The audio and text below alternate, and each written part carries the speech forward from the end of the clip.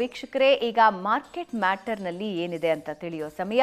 ಪ್ರತಿದಿನ ಕೂಡ ನಿನ್ನೆ ಯಾವ ಅಂಕಗಳೊಂದಿಗೆ ಮಾರ್ಕೆಟ್ ಮ್ಯಾಟರ್ ಕ್ಲೋಸ್ ಆಗಿದೆ ಅನ್ನೋದನ್ನ ತಿಳಿಸ್ತಾ ಹೋಗ್ತೀವಿ. ಹಾಗಾದ್ರೆ ಬನ್ನಿ ಇವತ್ತಿನ ಮಾರ್ಕೆಟ್ ಮ್ಯಾಟರ್ನಲ್ಲಿ ಏನಿದೆ ಅನ್ನೋದನ್ನ ತಿಳಿತಾ ಹೋಗೋಣ. ನಿನ್ನೆ ಮಾರ್ಕೆಟ್ ಮ್ಯಾಟರ್ ಕ್ಲೋಸ್ ಆಗಿರೋದು ನಿಫ್ಟಿ 24,426.85ಕ್ಕೆ ಕ್ಲೋಸ್ ಆಗಿದೆ. -74.05ಕ್ಕೆ ನಿನ್ನೆ ಕ್ಲೋಸ್ ಆಗಿದ್ದು, ಇನ್ನು ಸೆನ್ಸೆಕ್ಸ್ 79,809.69ಕ್ಕೆ ಕ್ಲೋಸ್ ಆಗಿದೆ.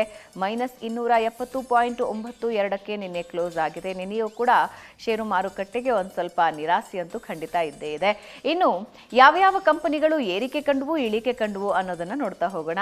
ನಿನ್ನೆ ಟಾಪ್ 5 ಕಂಪನಿಗಳು ಏರಿಕೆ ಕಂಡಂತಹ ಕಂಪನಿಗಳು coffee day, Apollo micro, Relaxo footwear, advanced enzyme ಹಾಗೂ ಶೈಲಿ ಇಂಜಿನಿಯರಿಂಗ್. ಈ 5 ಕಂಪನಿಗಳು ಏರಿಕೆ ಕಂಡವು. ಹಾಗಾದ್ರೆ ಇಳಿಕೆ ಕಂಡಿರುವಂತಹ ಕಂಪನಿಗಳು ಯಾವುವು ಅಂತ ನೋಡ್ತಾ ಹೋಗೋಣ.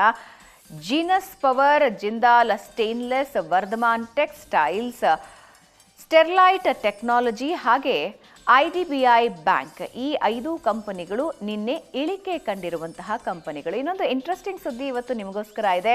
ರಿಲಯನ್ಸ್ ಇಂಡಸ್ಟ್ರೀಸ್ ಷೇರುದಾರರ ಕಾಯುವಿಕೆ ಕೊನೆಗೊಳ್ಳೋ ಸಂದರ್ಭ ಬಂದಿದೆ. ಜಿಯೋದ GPO 2026ರ ಮೊದಲಾರ್ಧದಲ್ಲಿ ಬಿಡುಗಡೆಯಾಗತ್ತೆ.